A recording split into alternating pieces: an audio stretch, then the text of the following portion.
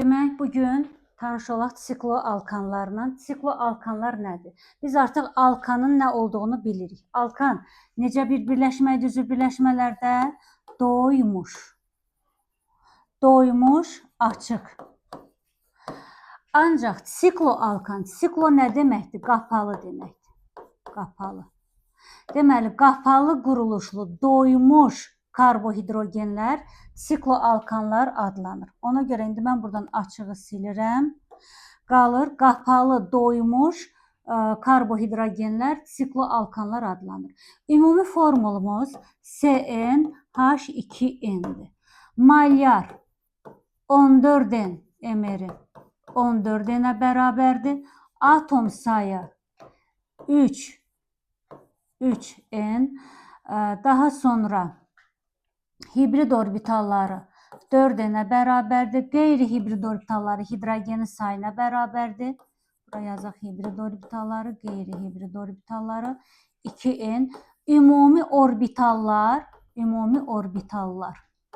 6n deməkdir. Yadınızda qalsın, mən demişdim ki, ümumi orbitallar eyni zamanda rabitə yaradan elektronların sayı deməkdir. Biz də bilirik ki, 2 dənə elektron, 1 dənə rabitə deməkdir. Onda belə çıxır ki, 6n-lə biz neçə dənə rabitə ala bilərik? 3n sayda. Ona görə qapalı quruluş olduğuna görə karbon-karbon arası sigma n-in özünə bərabərdir. Karbon-hidrogen arası sigma isə hidrogenin sayına, yəni 2n-ə. Ümumi sigmamız isə 3n-ə bərabərdir. Biz bilirik ki, deməli, neytron sayı karbonda 6 dənədir, vuracaqsınız n-ə 6n, neytron yazıram ki, digər n-lərlə qarışmasın. Hidrogende birdən biri çıxırsınız, 0 neytrondur. Ona görə əgər birləşmədə protium izotopunu götürmüsünüzsə, neytronunuz 0-a bərabərdir hidrogen üçün. Protonları desə, yəni 6 dənə karbonun protonu var, 1 dənə hidrogenin. Ona görə 6-nı n-ə vurursunuz. Üstünə də 1 vur 2n. Yəni 2n bu qədər də 8n sayda da proton sayı mövcuddur. Bu formula görə bütün lazım olan deməli formulların çıxarılmasıdır. İndi gəlin görək sikloalkanlarda minimum karbon sayı neçə olmalıdır? Qapalı quruluşun yaranması üçün ən kiçik həndəsi bucağımız 3 bucaqdır. Bunu da yaranması üçün minimum əlimizdə 3 dənə karbon olmalıdır. Ona görə homoloji sıra n böyük bərabərdir 3-ə. Yəni ilk sıranız sikloalkanlarda 3 karbonludan başlayır. Ona görə birinci nümayəndəniz C3H6, ikinci nümayəndəniz C4H8, üçüncü nümayəndəniz C5H10, dördüncü nümayəndəniz C6H12. Demək, alkanlarda C3, karbon 3 olanda propan demişdiniz. Ancaq indi burada qapalı olduğuna görə önünə siklo sözünü əlavə edəcəksiniz. 4 karbonlu butan idi, butan. Burada qapalı olduğuna görə siklobutan. 5 karbonlu pentan, pentan. Qapalı olduğuna görə siklopentan. 6 karbonlu isə sikloheksan adlanır. İndi gəlin görək bunların quruluşunu necə müəyyənləşdiririk?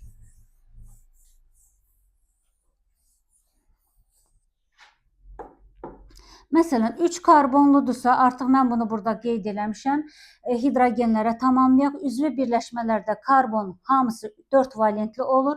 Ona görə də hal-hazırda 1-2 valentimiz mövcuddur. Yerdə qalan 4-cü valenti də bərpa eləməkdən ötürü bura siz 2 dənə hidrogen əlavə edirsiniz. Eyni zamanda burada. Deməli, onda radikalsız qapalı quruluşda hər bir bucağın karbonu ikili karbon sayılır. İkili karbon. Onda belə çıxır ki, sikloalkanlarda birli karbon 0-a bərabərdir. Daha sonra indi gəlin C4H8-ə baxaq.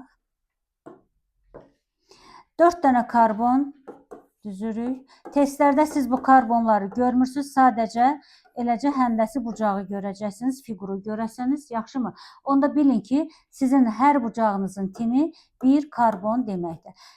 Burada hidrogenləri tamamlayırıq. Hidrogen 2-dir, 2-dir, 2-dir, burada da 2-dir. Yəni, burada desən neçədən ikili karbonumuz var? Əgər radikal birləşməyibsə, bizdə 4 dənə ikili karbon mövcuddur. 5 karbonlu, burada 5 bucaq yazırıq. Yəni, hər bucağın küncündə karbon var.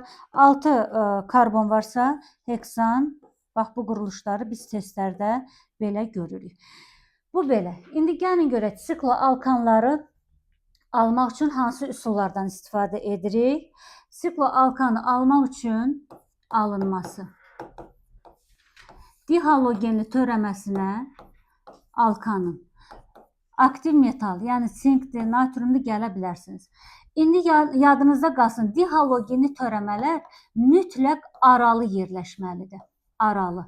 Yanaşı yerləşərsə, aralı yerləşərsə sikloalkan. Yanaşı yerləşərsə alken alınır. Alken. Alkeni almaq üçün 1-2 vəziyyətində, 2-3 vəziyyətində və s. dihalogen axtara bilərsiniz. Amma sikloalkan almaq üçün ən azı 3 karbon aralı 1-3 vəziyyətində, məsələn 1-3 vəziyyətindəsə siz siklopropan alacaqsınız. Propan. Yox, əgər 1-4 vəziyyətindədirsə siklobutan. 1-5 vəziyyətindədirsə siklopentan. 1-6 vəziyyətindədirsə sikloheksan alınır.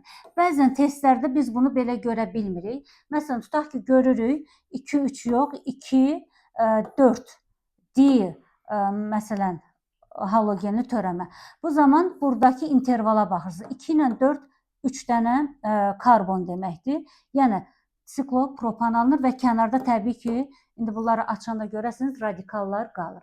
Gəlin görək, dihalogenli törəmələr, məsələn, CH2 xlor, CH2, CH2 xlor. Üzərinə gəlirsiniz sink metalı. Bir də bunu belə yazıram. CH2 xlor, CH xlor və CH3, bunun da üzərinə sink gəlirəm. Gəlin görək, birinci reaksiyadan nə alınır, ikinci reaksiyadan nə alınır.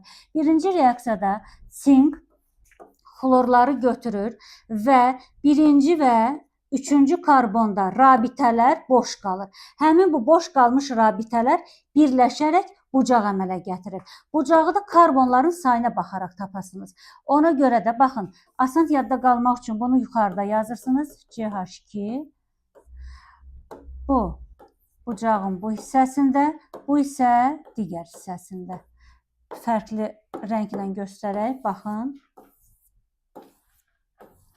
Bax, bu boş qalan qollar da, çünki xlor çıxdı oradan, onu da burada birləşdiririk və qapalı quruluş əmələ gəlir. Deməli, birinci reaksiyadan biz qapalı quruluş aldıq. Bəs gəlin görək ikinci reaksiyadan. Yəni, 1-2 vəziyyətində. 1-2 vəziyyətində bu reaksiya yenə gedir.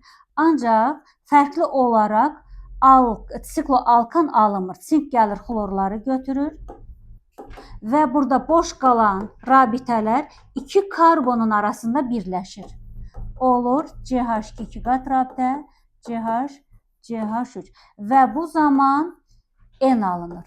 Yəni alken alınır. Aydın oldu.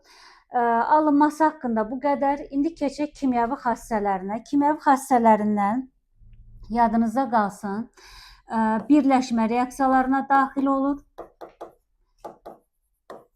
İkinci, əvəz etmə reaksiyalarına daxil olur. Üçüncü, izomerləşmə. Dördüncü, yanma, yəni oksidləşmə. İndi gəlin görək, birləşmə reaksiyaları, bax, bu homoloji sıranın hansı nümayəndələr üçün xarakterlikdir? Yadınızda qalsın, birləşmə reaksiyaları kiçik nümayəndələr, siklopropan və bir də siklobutan üçün xarakterlikdir. Bunu mütləq yadda saxlayın, çünki testlərə düşür. Əvəz etmə reaksiyaları isə bir qədər emer böyüdükcə güclənir. Yəni, siklobutan Siklopentan, butan birləşməyə daxil olurdu. Pentan, bir də sikloheksan. Buradan nə sual ola bilər? Yadınızda qalsın. Baxın, siklopropanın molyar kütləsi sikloheksanın molyar kütləsindən kiçikdir.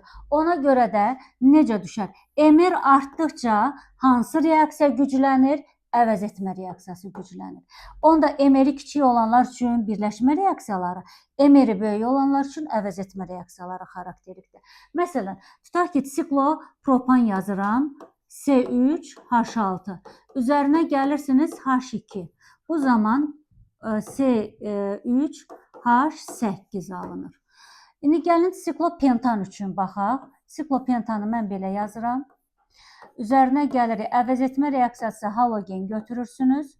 Bu zaman burada bayaq dediyimiz kimi hər bucağın radikal yoxdursa küncündə CH2 metilin qrupları vardır. Buradakı hidrogenin biri xlorla əvəz olunur. Alınır H-xlor və çıxan hidrogenin yerinə digər xlor daxil olur. Yəni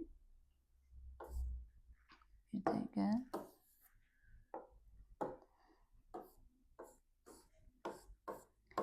Deməli, xlor. Yəni xlor siklopentan alınır. Yaxşımı? İndi gəlin baxaq izomerləşmə reaksiyası nədir? Birinci nümayəndəmiz propan idi. Propandan baxaq görək izomer ala bilərik. Yəni yeni quruluş, yeni bucaqlı formul ala bilirik. Xeyr. Çünki ən kiçik bucağımız 3 bucaqdır. Onu da elə özü gətirmişdi. Amma ikinci formulumuz butandır.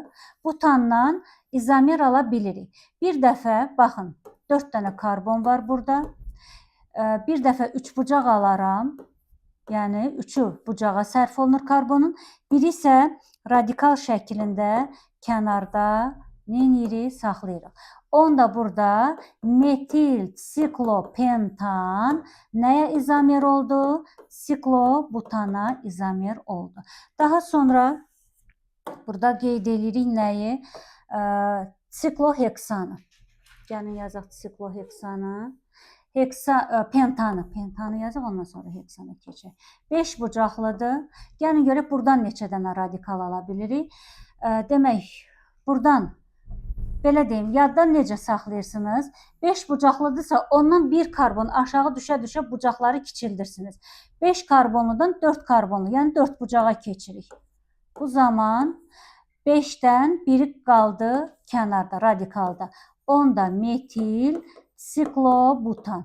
Nəyə izomer oldu? Siklopentanı. Daha sonra 3 bucaq ala bilərik. 3'ü sərf olundu bucağa. İkisi qaldı kənarda. Ya ikisinin yanaşı karbonları da yerləşdirin. Onda nömrələyirsiniz. 1-2. 1-2 dimetil siklopropan. Və yaxud da bir dənə 3 bucaq yazıram. Kənarında yenə 3 karbonu yerləşdirim. İndi karbonları etil şəklində yazıram. C2H5. O da olur etil siklopropan. Daha sonra eyni karbona da qoya bilərsiniz. Eyni karbona da qoya bilərsiniz. Məsələn, burada 1-də 2 dənə radikal olduğuna görə 1-1 dimetil siklopropan. Daha sonra ayrı variant bu qədərdir. Deməli, sikloheksanı da özünüz açıb baxırsınız. 6 bucaqlını. Maraqlıdır. Açıb gələn dəfə gətirərsiniz. Görək neçə dənə izomer alırsınız. İndi gəlin keçək buradan yanma reaksiyalarına. Yanma reaksiyaları ümumi formul üzərində CN, H2N, üzərinə gəlirsiniz oksigen. Bu zaman N sayda karbon qazı və N sayda su alınır. Burada nəyi yadda saxlayın? Karbon qazı nə qədərsə suyun da əmsalı o qədərdir. Alkanlarda su bir vahid artıq idi. Yadınızda əgər düşdüsə. Daha sonra burada oksigenləri çıxartmaqda bəzən abituriyentlər çətinlik çəkir. N-i vurursunuz 2-yə. 2N sayda oksigen atomu burada var. N-i vurursunuz 1-ə. N də burada. Deməli, reaksiyamızın sol tərəfində cəmi 3N oldu. 3-in. Bunu da bölürük indeksinə 3-in böl 2. Yadınızda mollarla saxlayırsınız. Bunlar bizim mollarımızdır. Əgər molyar kütləsi isə 14N-dir. 3-in böl 2-ni vurursunuz 32-yə. Bu da deməli 48N eləyir. Əgər kütlələri ilə məsələləriniz düşərsə 44N eləyir. Daha sonra 18-ə vuranda 18N eləyir. Deməli, sikloalkanlar haqqında deyə biləcəkləriniz bu qədərdir. Əsasən burada yadda saxlayırsınız birləşmə əvəz etmə reaksiyalarını, izomerləşməni. Demək, sikloalkanlar haqqında bu qədər. Növbəti videolarda, növbəti dərslərdə görüşərik inşallah.